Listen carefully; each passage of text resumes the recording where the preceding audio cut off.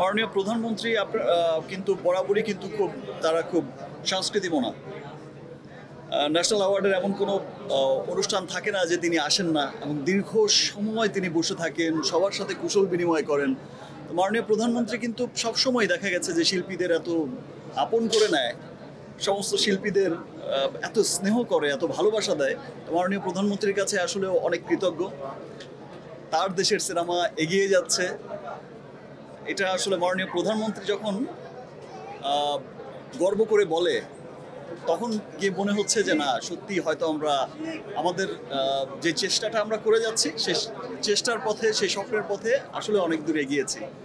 ধন্যবাদ মাননীয় প্রধানমন্ত্রীকে। এবং আমি চাইবো যে যদি ওনার সময় হয়, কোনো একটা স্পেশাল স্ক্রিনিং যদি হয়, মাননীয় প্রধানমন্ত্রী যদি সেটা দেখেন, অবশ্যই সেটা আমাদের জন্য আরও অনেক অনেক আনন্দের হবে। তুফান টিম যে কষ্ট করে কাজ করেছে, এই যে গরমের মধ্যে আপনারা তখন দেখেছেন 46-47 ডিগ্রি সেলসিয়াস ছিল, এই বছর অনেক গরম পড়েছে।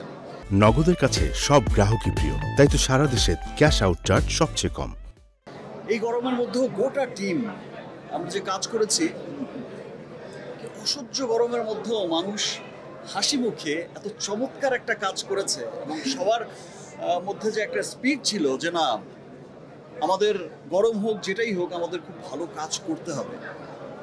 আসলে সবাই আমরা চেষ্টা করে যাচ্ছি, রাফি চেষ্টা করছে, শাকিল ভাইরা চেষ্টা করছে, সবাই আসলে সব ভালো ভালো জায়গা থেকেই কিন্তু চেষ্টা করছে, সবাই ভালো ভালো চেষ্টা করে যাচ্ছে সিনেমাটাকে সামনের দিকে নিয়ে যাওয়ার জন্য। গত বছরও দেখেছেন আপনার, যখন প্রিয়তমা হয়েছে, প্রিয়তমাও কিন্তু চমৎকার বানিয়েছিল। যে কোনো দেশে বিদেশে প্রত্যেকটা জায়গার মানুষ এই যে বাংলা সিনেমাটাকে নিয়ে এত প্রাউড করছে যে ইয়েস, এটা আমাদের বাংলা সিনেমা, প্রত্যেকটা মানুষই ওন করছে, এটা আসলে খুব আনন্দের। এই আনন্দ আসলে বলে বোঝানো যাবে না। এখন তো তুফান চলছে, 2 এর গল্পে আর নাই যাই। Thank you.